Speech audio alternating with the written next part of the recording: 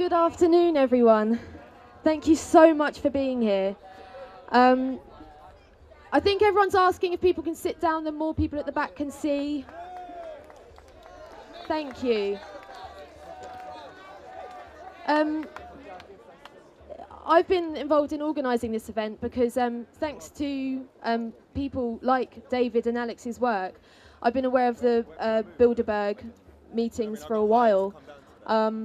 And I went to Channel 4 once during Bilderberg, this is a few years ago, and I said, why aren't you covering the Bilderberg meeting? And the news anchor, who I won't name, said, oh, you're not one of those, are you? We're all one of those, and we know what's going on in there. And it's thanks to people like David's work. So I'm not going to take up any more of your time, but I just want to say thank you so much for being here. By the way, the police thought that there'd be about 300 of us.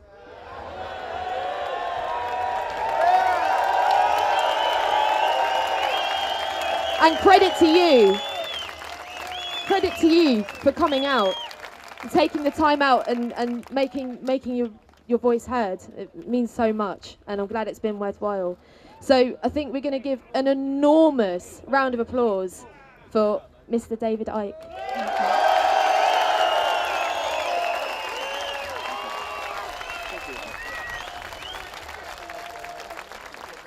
Thank you. And the people gathered to say, enough!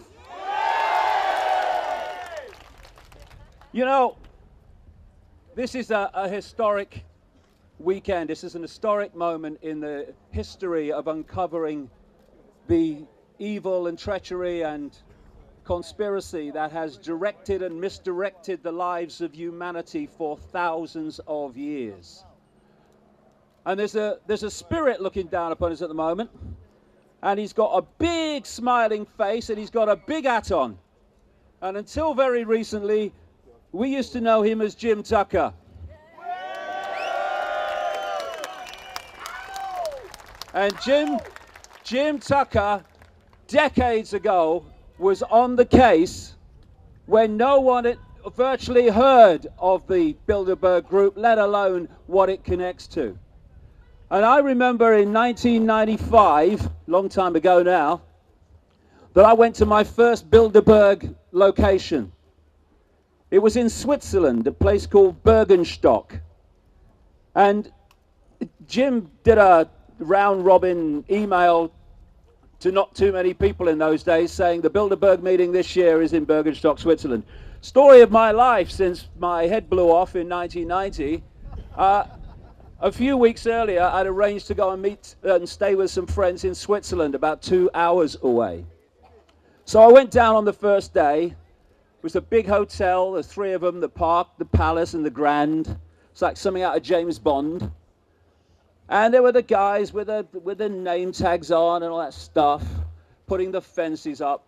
There was virtually no one there. In terms of protest, no one. Jim must have been around somewhere, but I didn't see him. I then, during the actual event itself, when it started, went back. And this time you couldn't even get onto the mountain, never mind close to the hotels. Right in the far distance, you could not see where they were meeting. That's what happened in those days. Well, symbolism is very, very powerful because it visually gives you a fix on where we are. And Bilderberg and everything that it stands for is no longer at the top of the mountain where we cannot see it. We are in its frickin' grounds. And it ain't seen nothing yet. I think the best thing that you can do to understand the world and to understand yourself is to realize it ain't you that's mad. It's the world we live in, and it's the people who run it. That's when the penny drops. What we've got is a situation where insanity has become normal. And this is how it happens. You're born into a madhouse, but you're told it's sane. You grow up in a madhouse. There's nothing that you ever see that isn't in the madhouse. And so to you, madness is normal. And when someone comes along and says, this ain't normal, this is madness, they say, you're bloody mad. And you know, the mainstream media, you know, bless their cotton socks, are going to have to come to terms very soon with a simple fact that the person they abused and ridiculed for nearly a quarter of a century was the one who was sane, and the world they believe in is what is insane. Once we realize that dynamic, the world starts to make sense. The world is upside down, and it's full of evil and slaughter and injustice for a simple reason. We, in our sleep up to this point, have allowed evil people to take control of our world. And it's stayed in control through secrecy and by keeping us in ignorance. But suddenly, the ignorance is dispersing. And what's left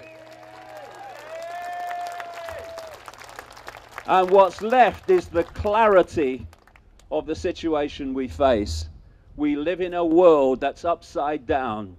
We live in a world that is mad while masquerading as sanity. And I'll give you an example. It's a very topical one. We're sitting here, right? Or I'm standing. Of the inversion of this world. Sitting here are thousands of loving, caring people who want peace and justice and fairness in the world.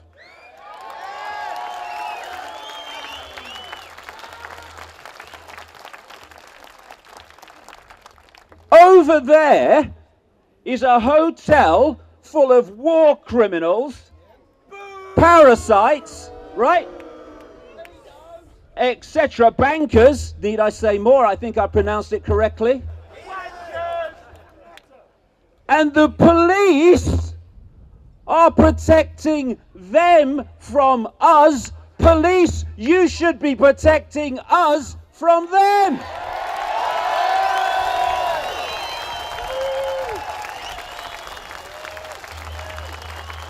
What are you doing? So we have a situation where we have police that are very, genuine, although they're being sifted out more and more, and we have police that are not very nice. But what the point I'm making here is, the police are not from the elite 1%. The police are from the people. And yet they gravitate to protect the elite 1%. This is crazy. Police, join us. We are you, you are us.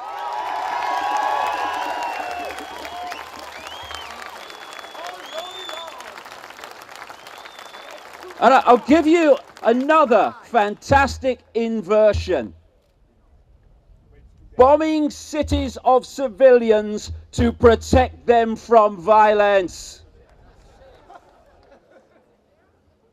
And there's the mainstream, but oh no, it is the Arab Spring, they're fighting for their freedom. I'll tell you what the Arab Spring is in one single sentence. People with brown faces being played off against people with brown faces so that people with white faces can steal their land. That's what it's about.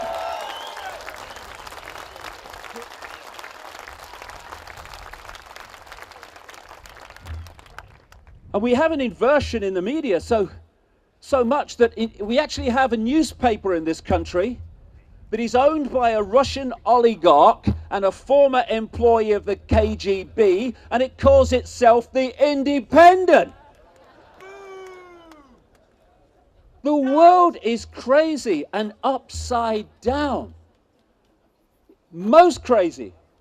The characters in there who are dictating our world day after day, year after year. Look at them. Kissinger.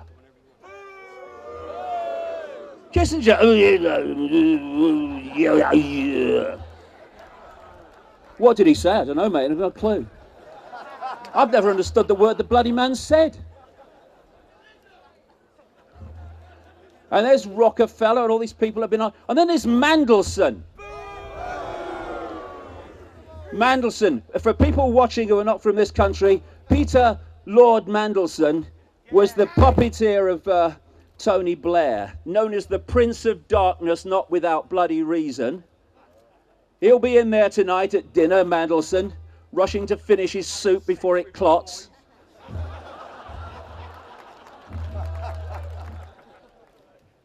But look at him!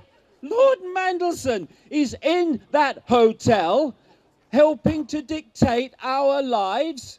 Do you know something? It's not that the tail is wagging the dog. It's not that the tail's wagging the elephant. The tail's wagging the planet in terms of the number of people who are doing it and the number of people having it done to them. And this is a great moment of enough, enough, enough.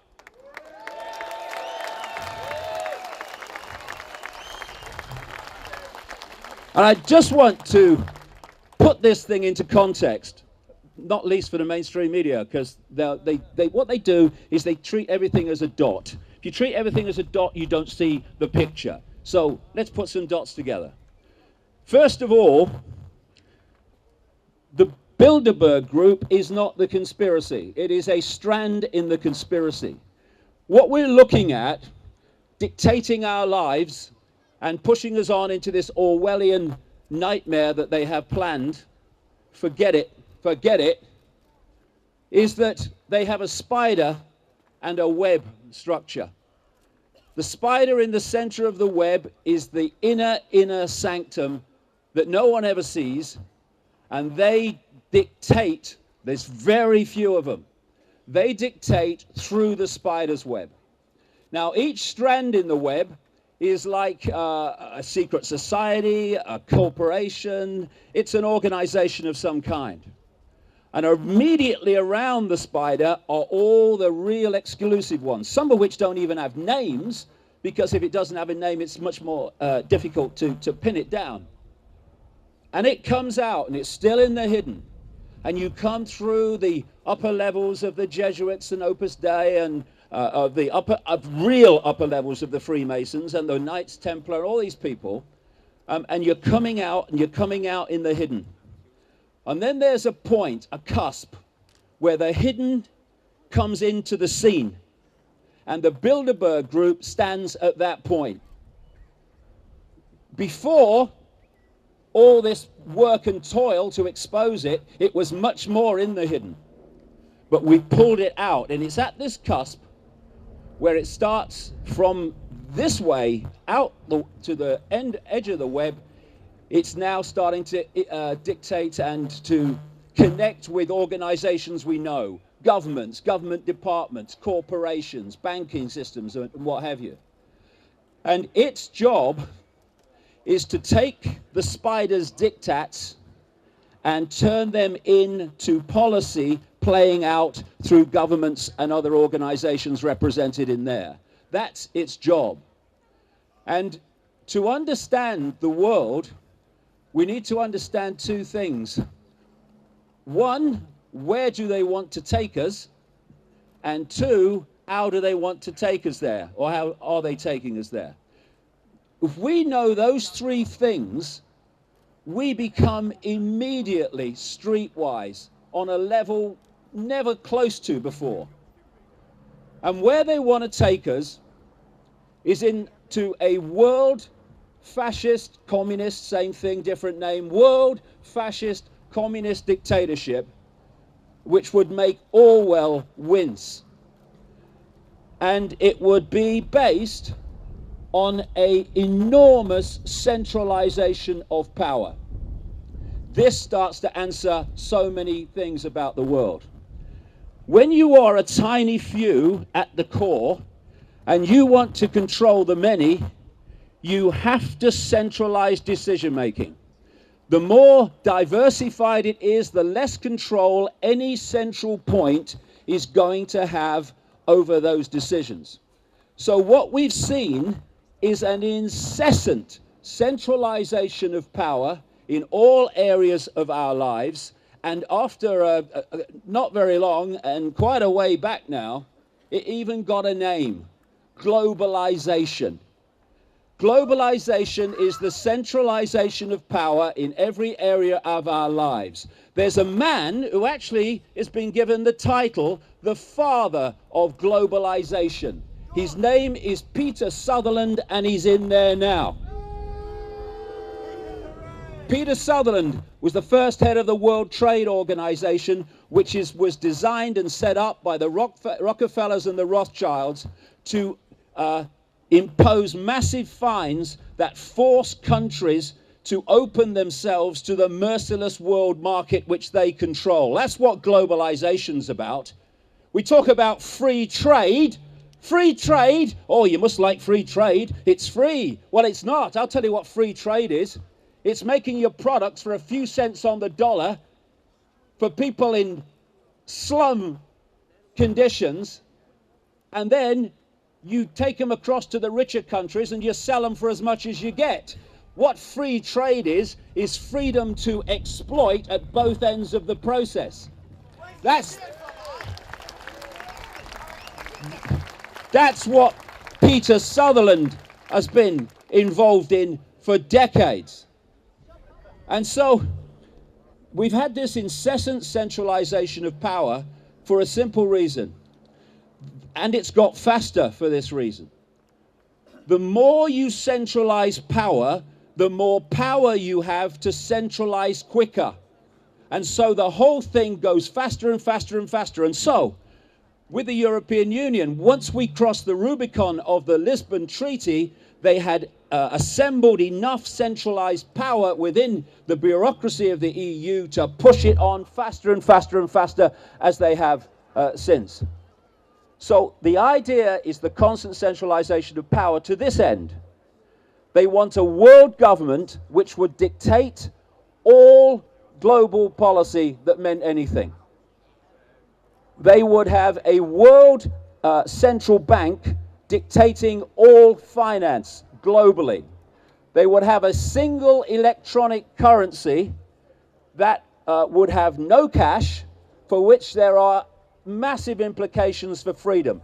Look at all the stuff now with the technology. You're seeing it. I was writing about this 20 years ago that it was coming. All these smartphones and stuff. Oh, you don't need to go in the bank anymore. Do it online. Oh, do it from your phone. They're creating the cashless society based on a single electronic currency.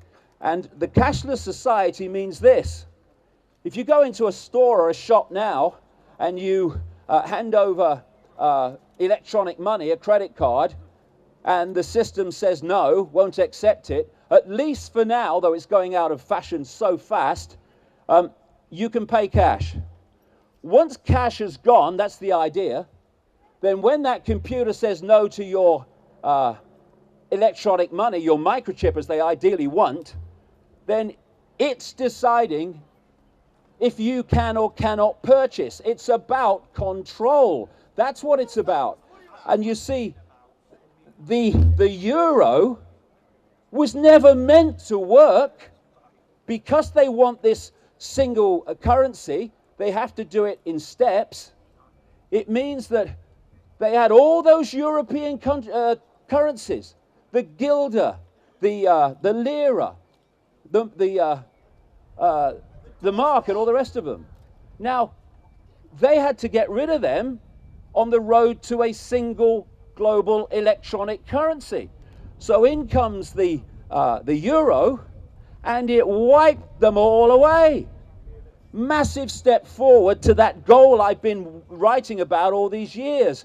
Now, all they need to do is destroy the euro and the world currency in general, and they'll say, well, what we have to do is we have to have a world currency to sort out this problem. Alongside, the world government and world central bank and single currency, they want a world army to impose the will of the world government. Now, we already have a world government de facto. It goes under names like G8 and G20 and all this stuff, UN Security Council. We also have a de facto world army, and it's called NATO, which imposes the will of these people. Send the boys in. So we're seeing it unfold before our eyes, and still the mainstream media can't see it because it can only see dots and not pictures. And there's two techniques that are necessary to understand. Many people will be aware of these here, but I'll go through them for the mainstream media. Because that's the thing, you see. This is the thing. This is what the mainstream media do not understand in their bewilderment at what's happening, is vast numbers of people are now far more informed about the world than they are. This is the point.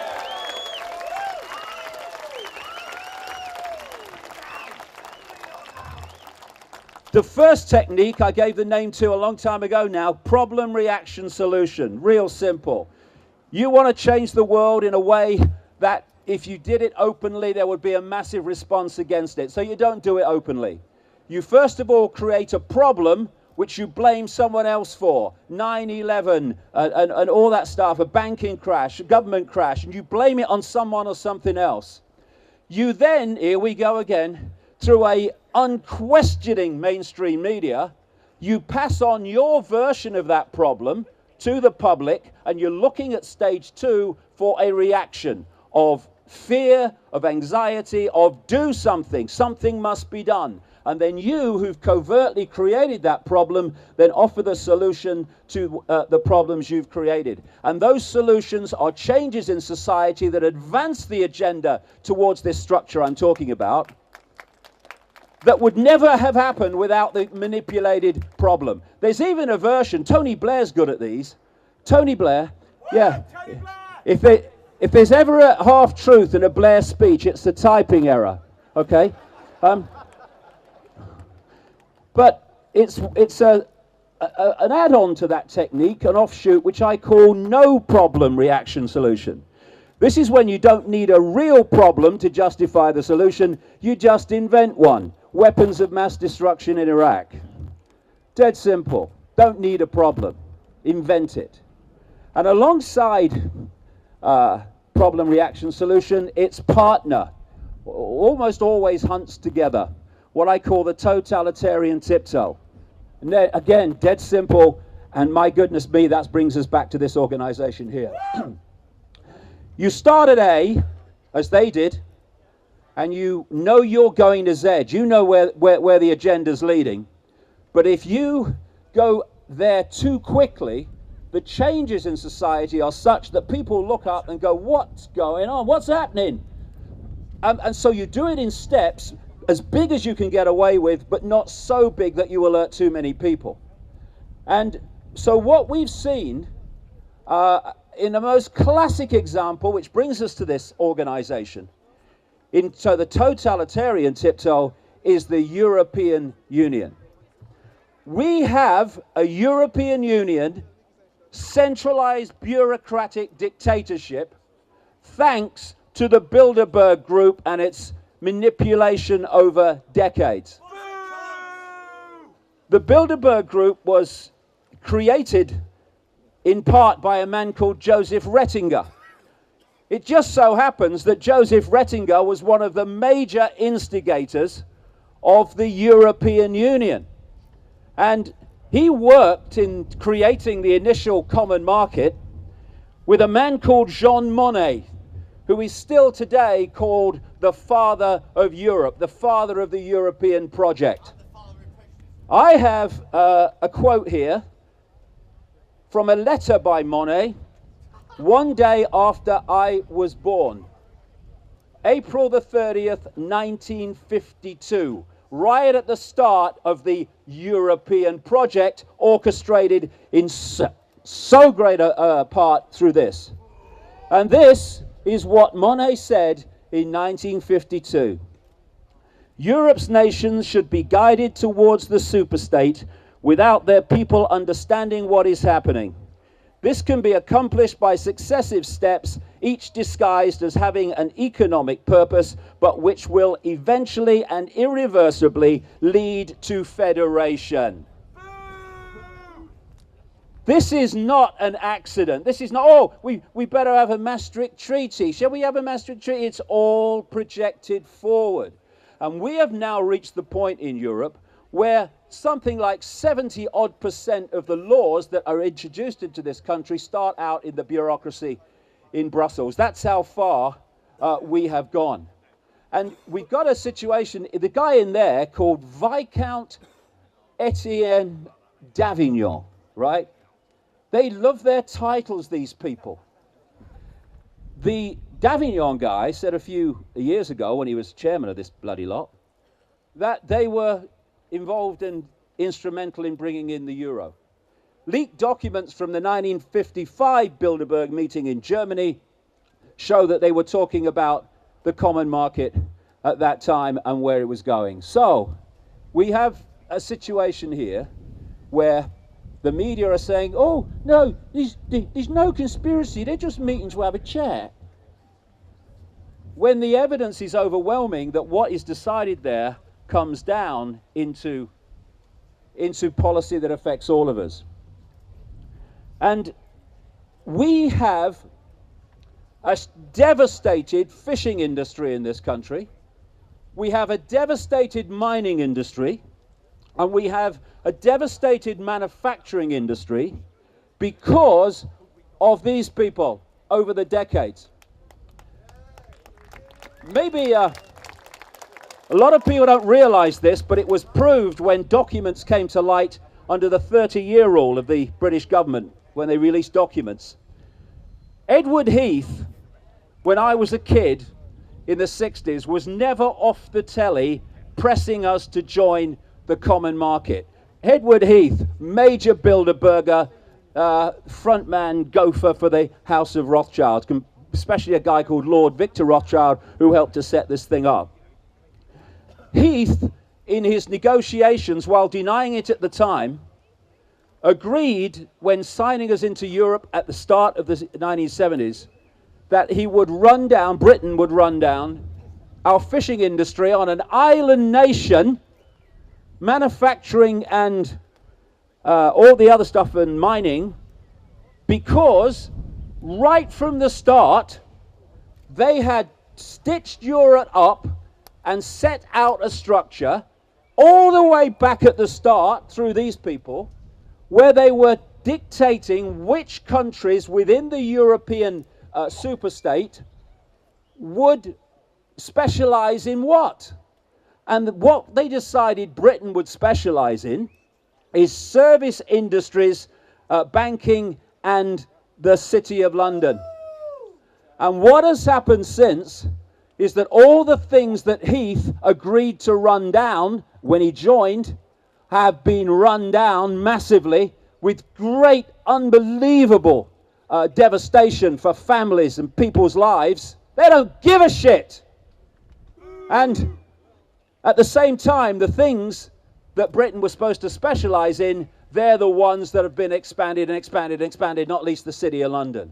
This is not something that happens by chance. It doesn't happen by random. It doesn't happen in a projection a few weeks or months or even years forward.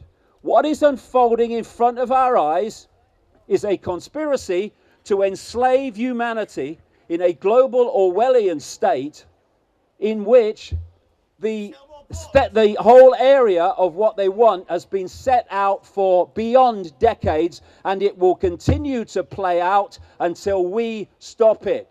Predicting the future is easy.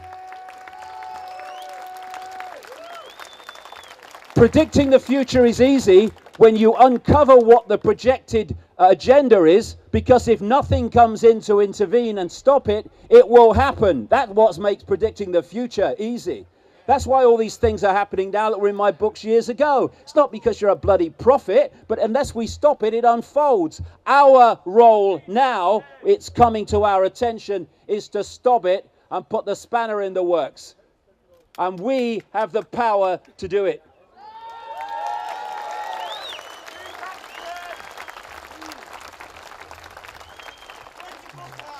This is the world they want, and we are standing symbolically in it. And I'll tell you what I mean. They have over there many representatives of the banking system. A banking system which lends people money that doesn't exist called credit and then charges them interest on it. How can the police stand there and not arrest them?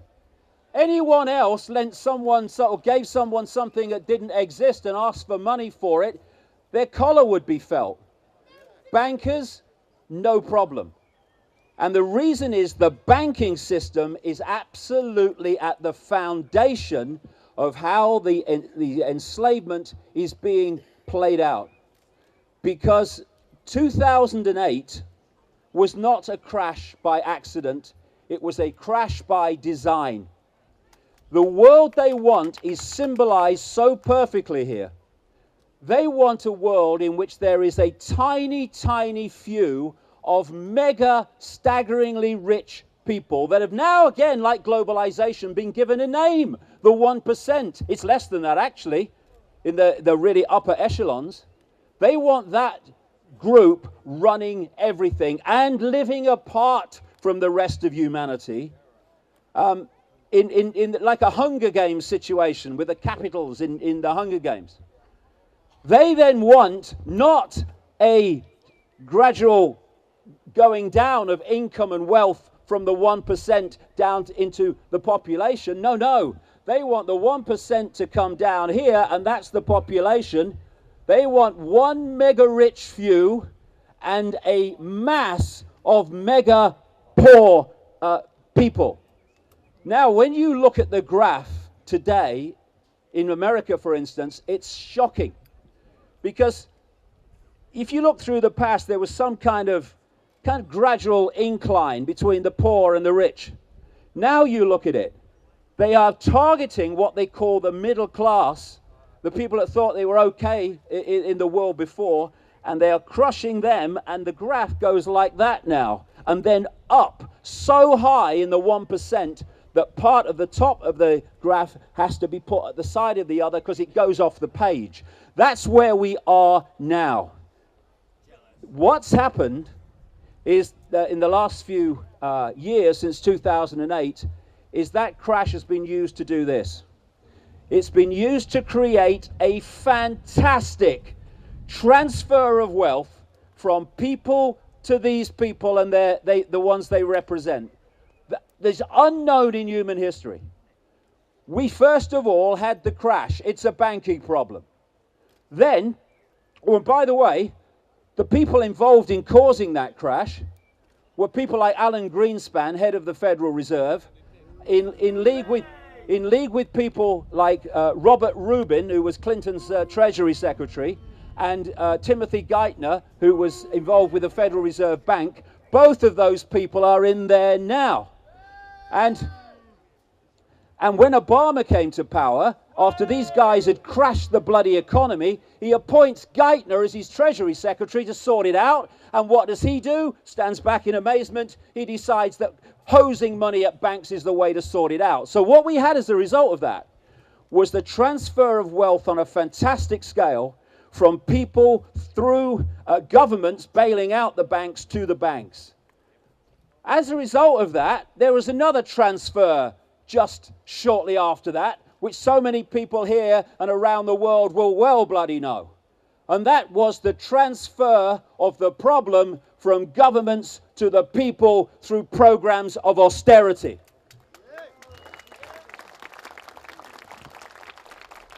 And as a result of what happened in Cyprus, we're going to the next stage now. They're taking governments out of that transfer of wealth from the people to the banks and the elite, out of that, and they're going straight to the bank accounts of the people. And that precedent set in Cyprus means that when the next banking crash comes, they're probably organizing it now.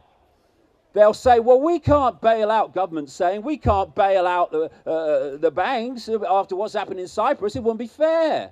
You've got to go to the bank accounts of the people. And this is the idea. And what they're doing is they are stealing the money of the masses to create this structure that I've just described. And so I say this to people around the world who think they're okay, who think it's not their problem, who think, oh, no, I'm making a few quid, I've got a nice house. I tell you, ladies and gentlemen, if you're not part of this network, they want your money too. So join us, come together.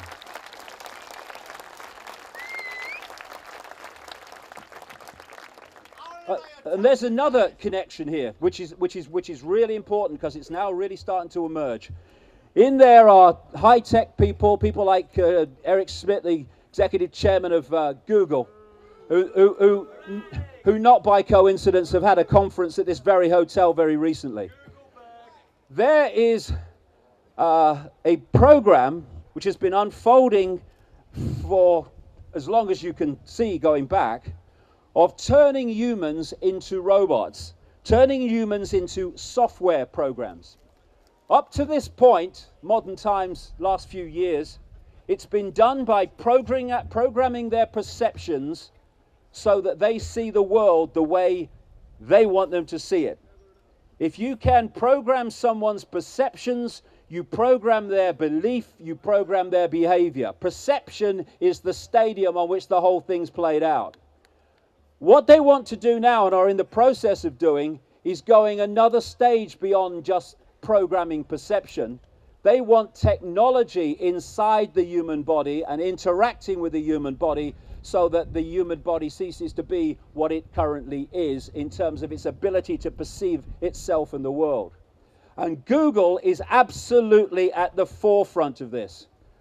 Along with a world government, world central bank, world army, etc., single currency, they want a microchipped population which would have external control of the physical mind, not that there is any physical, mind, body, emotions.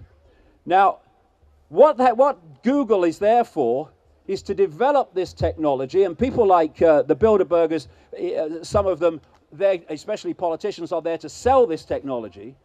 It's to introduce it into society with us thinking it's a good thing.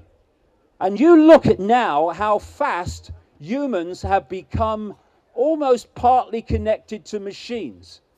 And this Google Glasses, again, this Google Glass, it's all about getting people closer and closer to interacting with machines and accepting technology into the human body. And they've got this thing, Google, called Google X. It's a secret laboratory in California where they're developing this stuff.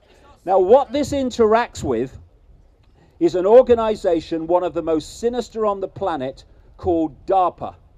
DARPA is the technology development arm of the Pentagon. It's developing all this stuff to take us over technologically, to create robot armies and all the rest of it. Interesting that the head of DARPA, until relatively recently, was a lady called Regina Duggan. She ran this sinister organization, DARPA.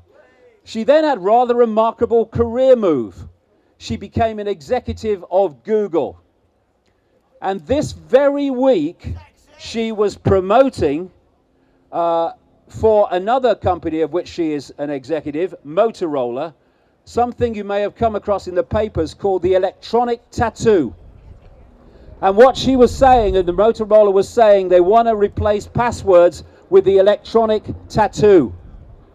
And that is the totalitarian tiptoe. The electrical tattoo is one step from the internal microchip. This is where we're going, and we need to see it, and we need to stand in front of the truck and say enough, no further.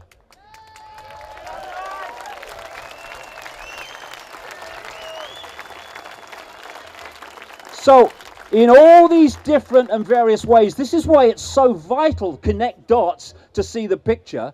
In all these various ways, what's going on in there ain't people having a chat.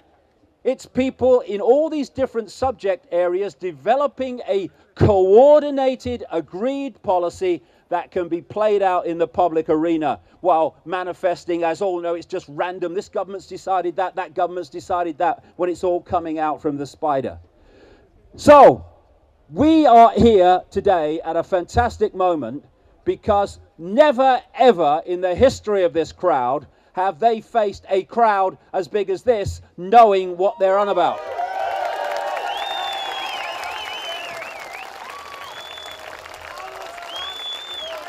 Never before. Never before. This is history. But we need to kick on from here because there's three things that are vital to the few controlling the many. One is to keep the many in ignorance of what they're doing. That is now being put right by the alternative media and the communication of this information. A second one is the population being kept in acquiescence, the many kept in acquiescence to the few. That's the next one we need to sort out. Stop acquiescing.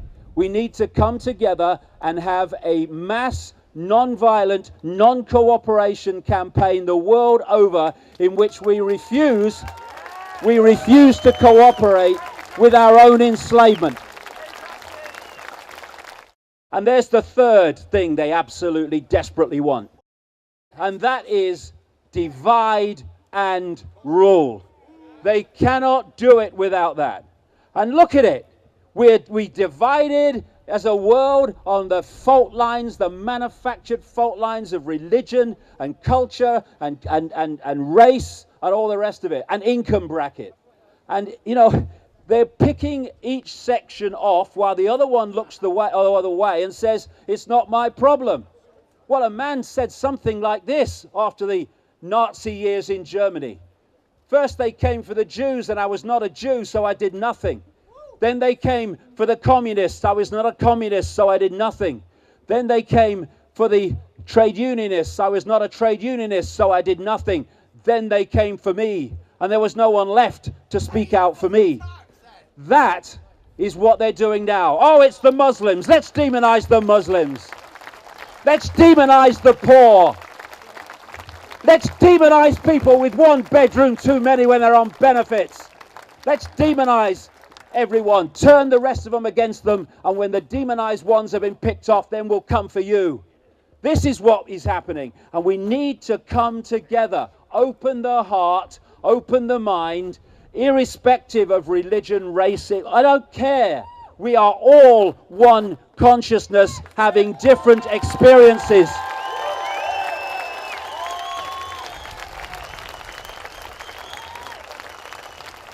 Now we have got to the key. And the key is that we are infinite awareness, all the same consciousness having different experiences, but we have to be persuaded and manipulated by what that represents, that we are just our name, our body, and our life story. We are not. They are experiences. They're not who we are. When we identify and self-identify with name, income bracket, a life story, etc., we see the world and ourselves in terms of little me. I'm just little me. I'm just Joe Bloggs, Fred Jones. Who am I? What can I do? But when you get to that point where you expand your awareness, you expand the memory of what we already know, then you realize there are no little me's.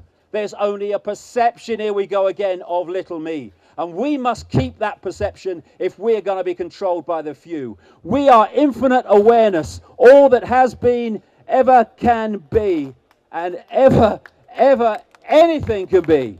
The same single awareness. We need to stop fighting each other and come to this conclusion.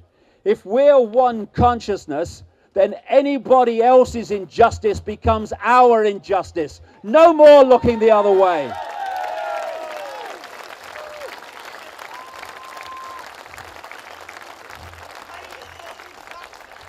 You know, it's so simple. If you see a problem, you can try to find a solution to it. We're drowning in those blooming things. So why don't we do the sensible thing, which is to remove the cause of the problem?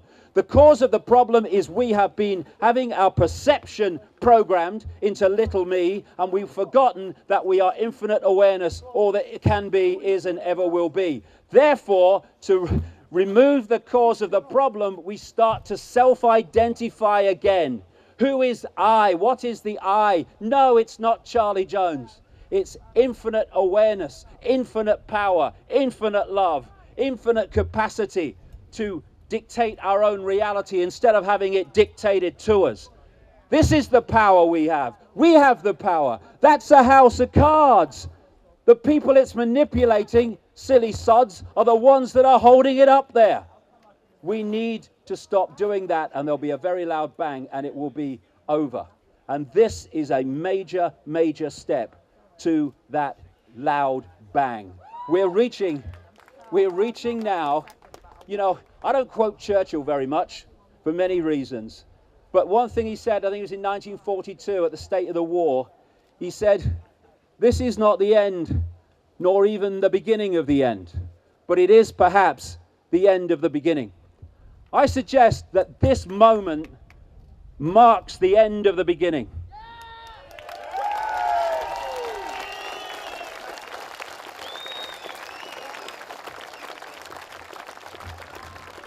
And that beginning has been to bring vast numbers of people, and that needs to continue, my goodness, into an awareness that the world was not like they thought it was, and it's not run by forces that they thought it was run by.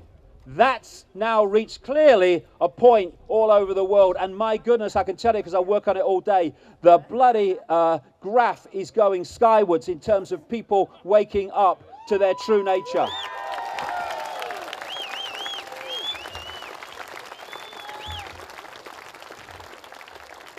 And now, along with continuing that, we need to go to stage 2.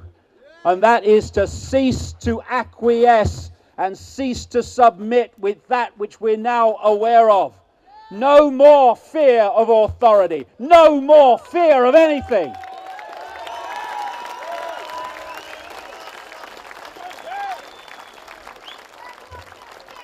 And you know, people in uniform here, you have children and grandchildren that are going to have to live in the world that I'm describing, and that which you are protecting. Not that it needs to be. We don't want any problem, but we don't do what they do there. We don't manipulate the world to more slaughter and more control and more imposition of the will of the few on the many. You've got to start to realize that you are part of us, and start to break down those barriers and stop working for your children and grandchildren's own enslavement by keeping these people from the public eye.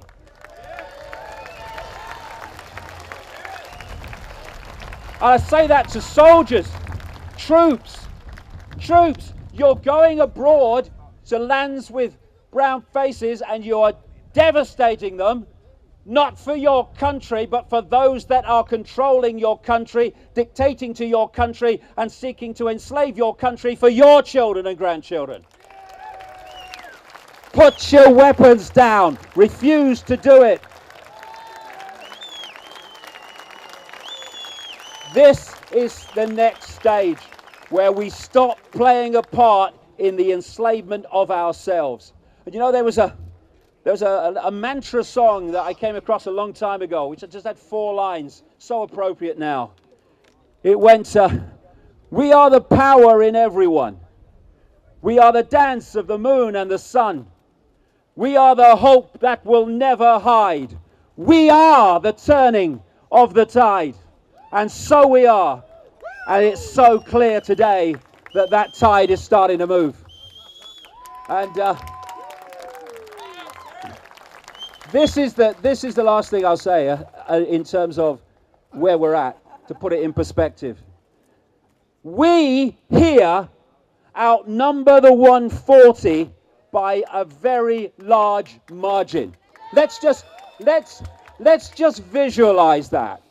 People here in front of me massively outnumber the 140 who are orchestrating the direction of the world on behalf of masters that they are terrified of. Now, take this and imagine 7 billion people, and those 140 are doing that to them. What did I say? What did I say earlier? The world is mad. The world is a complete inversion of itself.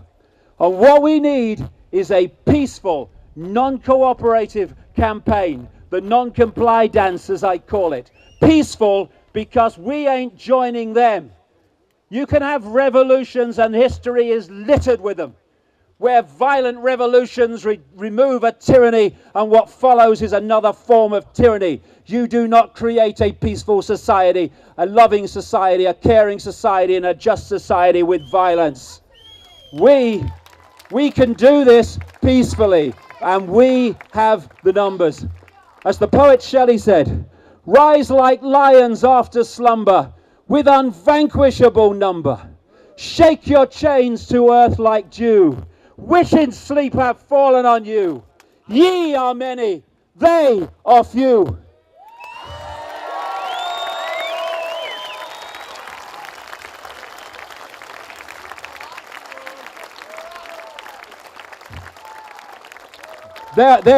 Every time the Bilderberg group meets, they send out messages to the world.